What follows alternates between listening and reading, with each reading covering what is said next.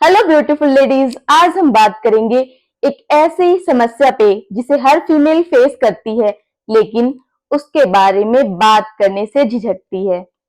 जी हाँ, मैं बात कर रही हूँ वेजाइनल डिस्चार्ज की।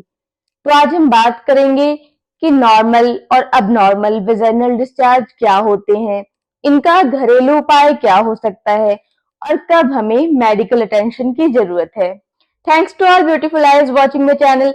मैं डॉक्टर वंदना स्वागत करती हूँ आपका मेरे अपने चैनल में, जिसका नाम है डॉक्टर वंदनाज आयु लैब। तो आज हम बात कर रहे हैं वेजाइनल डिस्चार्ज के बारे में। वीडियो को स्किप किए बिना अंत तक देखना, क्योंकि इस वीडियो में बताई हुई हर लाइन आपके डेली यूज में आने वाली है। क्या आपको भी ऐसा लगता है कि वेजाइनल डिस्चार्ज सिर्फ और सिर्फ इन्फेक्शन के कारण होता है? तो ऐसा बिल्कुल भी नहीं है। तो आइए समझते हैं कि हमारे नॉर्मल वेजाइनल डिस्चार्ज का पर्पस क्या है।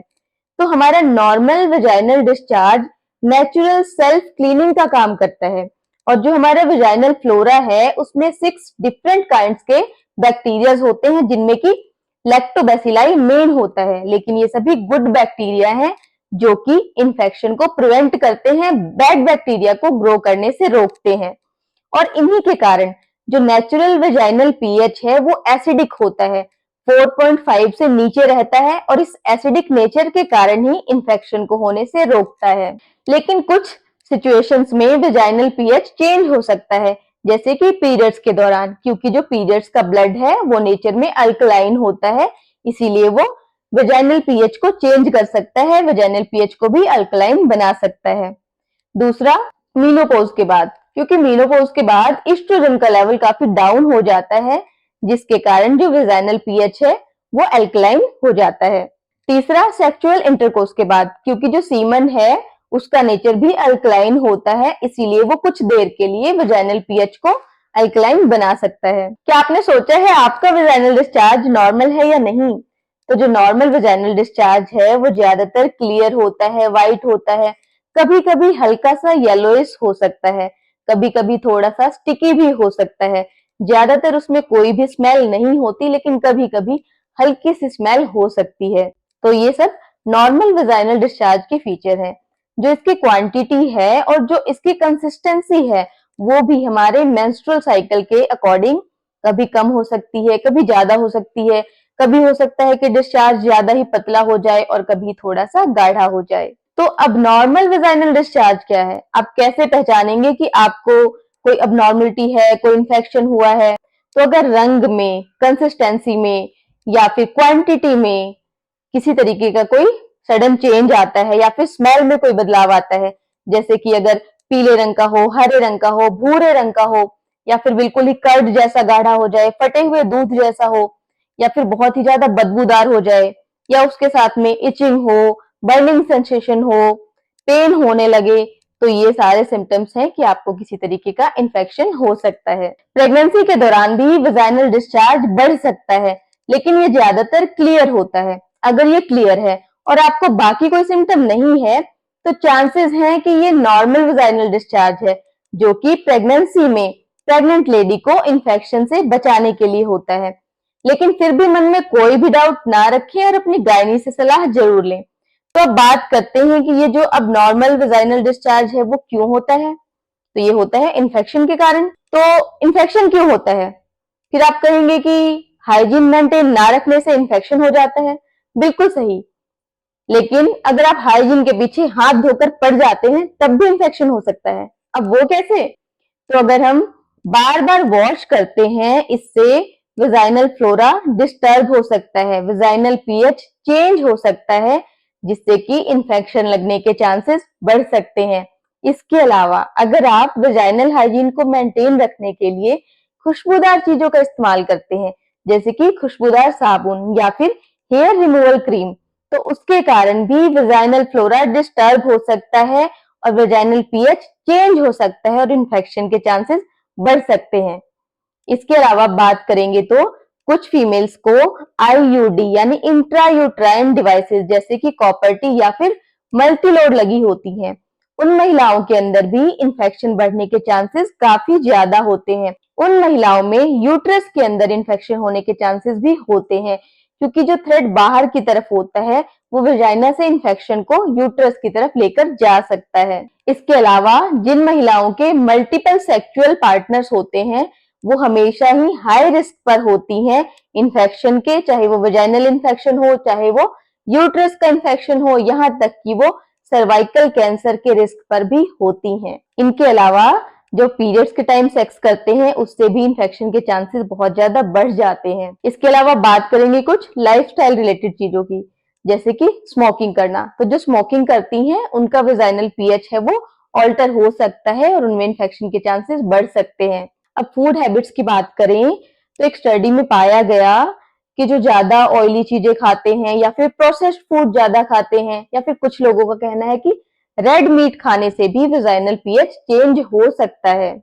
इसके अलावा अल्कोहल लेने से भी वेजाइनल पीएच चेंज हो सकता है और अलाउ कर सकता है कि इन्फेक्शन अंदर एंटर करे। तो क्या अब कुछ फूड आइटम्स ऐसे भी हैं जो वेजाइनल इन्फेक्शन को प्रिवेंट कर सकते हैं?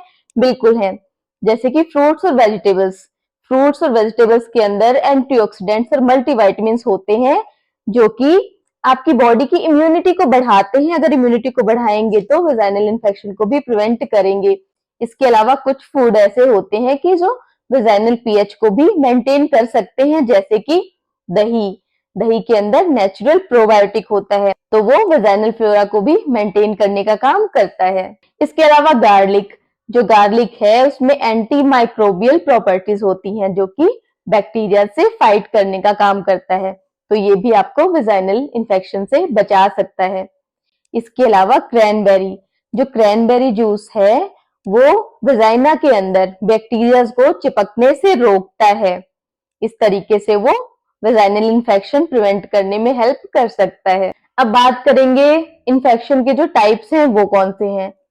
तो इन्फेक्शन में तो कई तरीके के ऑर्गेनिजम्स, कई तरीके के बैक्टीरिया, फंगाई ये सब इन्वॉल्व हैं, तो मैं आपको ज्यादा कंफ्यूज नहीं करती हुए सिर्फ इतना सा बताऊंगी कि जब भी आपको इचिंग हो तो वहां पे फंगल इन्फेक्शन होता है, और अगर आपको इचिंग नहीं है और आपको तेज दुर्गंध आ रही है, स्पेशली मछली जैसी दुर्गंध आ रही है, तो चांसेस ज्यादा है कि बैक्टीरियल इन्फेक्शन है। लेकिन दोनों ही केसेस में आपको डॉक्टर की सलाह जरूर लेनी है। क्यों लेनी है? क्योंकि फिर ये इन्फेक्शन यूट्रस की तरफ भी जा सकता है, और अगर यूट्रस में इन्फेक्शन होता है तो इसका इलाज बहुत ही ज्यादा मुश्किल हो जाता है। लेकिन कुछ महिलाएं हैं जिनको सालों से ही प्रॉब्लम चली आ रही है, कई बार ट्रीटमेंट भी ले लिया फिर भी नहीं ठीक होता, तो उन्हें क्या करना चाहिए? तो सबसे पहले मैं आपसे कहना चाहूंगी कि जो भी मैंने कारण बताए पहले आप उन्हें छोड़ें, क्योंकि हम कारणों को साथ लेकर चलते रहेंगे तो बीमारी नहीं जाएगी। जैसा कि मैंने वॉश के बारे में बताया, कई महिलाएं सोचती हैं कि ज्यादा क्लीन रखने से बॉडी को इन्फेक्शन नहीं होगा, ठीक हो जाएगा। इस चक्कर में वेजाइनल फ्लोरा की ऐसी की तैसी हो जाती है और इन्फेक्शन ठीक होता ही नहीं है। ठीक भी होता है, मतलब एंटीबायोटिकली ठीक हो गया, फिर भी वो दोबारा हो जाता है, क्योंकि जो वेजाइनल फ्लोरा है वो प्रिवेंट कर रही थी इन्फेक्शन, वो तो प्रिवेंट कर ही नहीं पा रही, इसीलिए फिर बार बार इन्फेक्शन लग जा रहा है। तो जिन महिलाओं को भी बार बार इन्फेक्शन लग रहा है, इन्फेक्शन ठीक ही नहीं हो रहा, उसका कारण यही है कि वेजाइनल फ्लोरा डिस्टर्ब हो चुका है। तो इसके लिए पहले तो आप कारणों को अवॉइड करें। बार बार वॉश करने की कोई जरूरत नहीं है। जब हम नहाते हैं उस टाइम पर सिर्फ एक बार वॉश करना काफी है। आप याद रखें कि जो वेजाइना डिस्चार्ज प्रोड्यूस कर रही है वो इन्फेक्शन को रोकने के लिए कर रही है। वो इसलिए कर रही है कि उसके साथ बहकर इन्फेक्शन बाहर चला जाए, अंदर ना आए। तो आपको बार बार उसे क्लीन करने की जरूरत नहीं है। जब इन्फेक्शन कंट्रोल होगा ना, वो अपने आप ही डिस्चार्ज भी कंट्रोल हो जाएगा। दूसरी बात, आपको वॉश के लिए किसी भी तरीके का प्रोडक्ट इस्तेमाल करने की कोई भी जरूरत नहीं है। सबसे अच्छा होता है गुनगुना पानी। तो आप गुनगुने पानी से नहाते टाइम वॉश करें। जो आपका प्यूबिक एरिया है, जहां पर हेयर्स होते हैं, वहां पर आप नॉर्मल माइल्ड साबुन का इस्तेमाल कर सकते हैं जिसमें तेज खुशबू ना हो, क्योंकि मैंने आपको बताया कि तेज खुशबू से वेजाइनल फ्लोरा डिस्टर्ब हो सकता है। इसके अलावा भी आप तेज खुशबू वाले किसी भी प्रोडक्ट का इस्तेमाल ना करें। साथ में जिनको भी फंगल इन्फेक्शन है यानी इचिंग है वहां पे, तो वो क्या करेंगे कि जो फंगस है वो कैसे एनवायरनमेंट में ज्यादा बढ़ता है? हॉट एंड ह्यूमिड, यानी जहां गर्मी ज्यादा है, जहां नमी ज्यादा है, वहां पे फंगस बढ़ता है।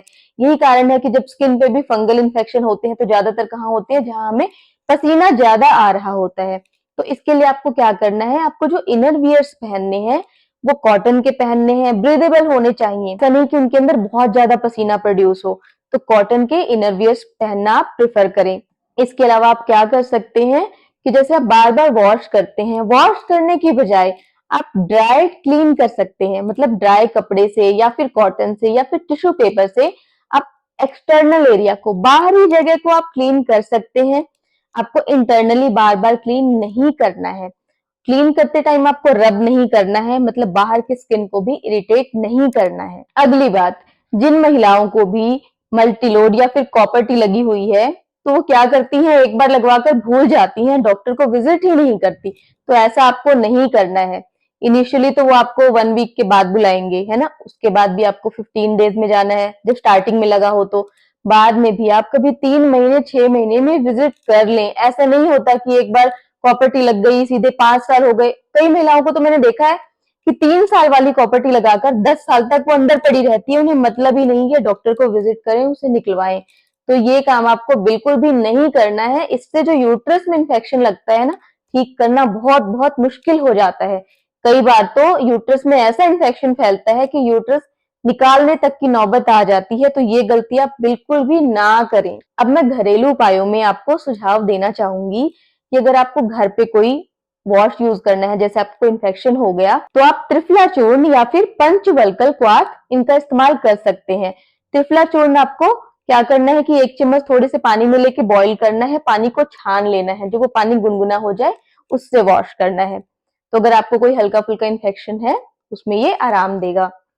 दूसरी चीज, जो पंचवल्कल है वो अब क्वाथ यानी लिक्विड फॉर्म में भी आने लगा है। कई बार लिक्विड फॉर्म में नहीं आता तो वो आपको पाउडर फॉर्म में मिल जाता है, चूर्ण के फॉर्म में मिल जाता है। तो आप उसको भी 1 चम्मच को थोड़े पानी में डाल के बॉईल करके और वॉश कर सकते हैं, तो ये आपको आराम देगा।